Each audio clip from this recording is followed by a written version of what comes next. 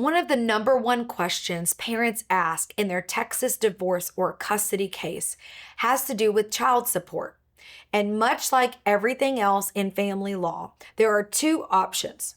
Number one, you can agree to whatever you want with regard to child support, pretty much with your future co parent. You can agree to some set amount of money, that someone pays school tuitions as support. There are lots of options, and you're really limited by yours and your lawyer's creativity. Well, and your agreement can't be against public policy as defined by the judge. That doesn't usually come up in that situation. However, if you can't agree and you're getting divorced or filing this custody modification for a reason, so that may happen, then Texas has some guidelines in the Texas Family Code that deal with child support and give you a rule of thumb of what is likely to happen absent an agreement between the parties.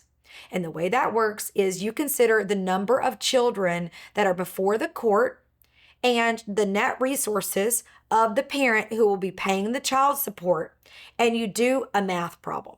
Here's how it works. Let's say, for instance, you have 3 children before the court, and those are everybody's only kids. Then there's a corresponding percentage to the number of children. 3 kids would be 30% if the court did it in the default way.